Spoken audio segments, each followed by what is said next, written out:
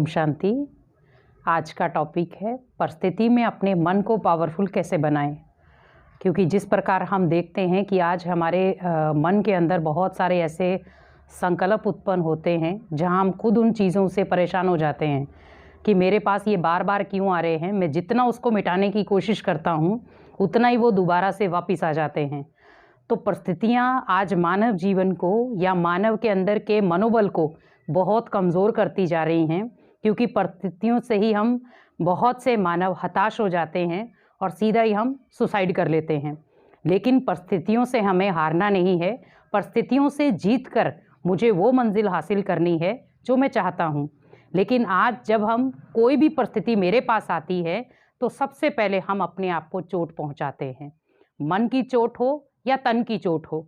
लेकिन अगर मन की चोट हम पहुँचाते हैं तो वो हमारे इर्द गिर्द का जो वायुमंडल है या इर्द गिर्द के जो रिश्ते नाते हैं वो प्रभावित होते हैं। और अगर हम तन को चोट पहुंचाते हैं तो हमारे साथ जितनी भी आत्माओं का रिलेशन बंधा हुआ है उन आत्माओं को वो चोट पहुंचती है। तो अभी हमें ये देखना है कि अगर परिस्थितियों से हम हार जाते हैं या परिस्थितियों से हम कुछ सीखते नहीं हैं तो हम कभी भी आगे नहीं बढ़ सकते। क्योंकि परिस्थितियों में आगे बढ़ने के लिए ही ये जो चीज़ें हमारे पास सामने आती हैं, क्योंकि आज हम कहते हैं कि मेरे पास ये परिस्थिति क्यों आई है, लेकिन अगर बच्चा कहे कि मेरे पास पेपर क्यों आया है तो हम सोच सकते हैं कि वो पेपर किस लिए आया, बच्चे को अगली क्लास में ले जाने के लिए। तो उसी प्रकार जब मानव के पास परिस्थितियां आती हैं तो वो क्यों आती हैं, क्योंकि वो भी उसको अगली क्लास में ले जाने के लिए आई हैं कि आपको इससे भी कुछ अच्छा करके दिखाना है। लेकिन अगर हम हार जाते हैं या अगर हम हताश हो जाते हैं तो हताश होने की ज़रूरत नहीं है, क्योंकि भगवान ने हमें ये ज्ञान दिया है। उस ज्ञान के अकॉर्डिंग उस परिस्थितियों से ना हार कर हम अपने जीवन में विजय हासिल कर सकते हैं।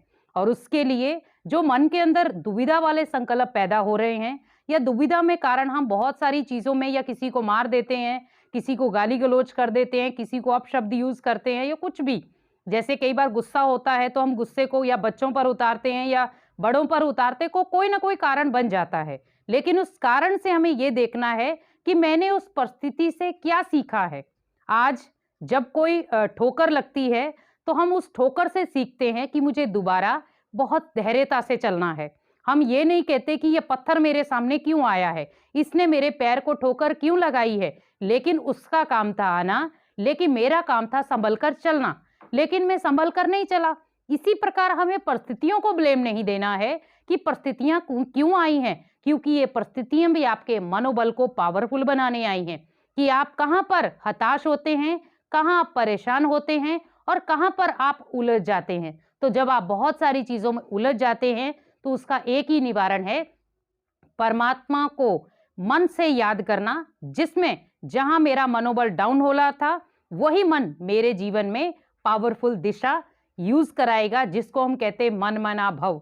कि मन से ही जब हम परमात्मा को याद करते हैं तो परमात्मा मुझे वो ट्रैक देता है जो शायद दुनिया में कोई नहीं दे सकता।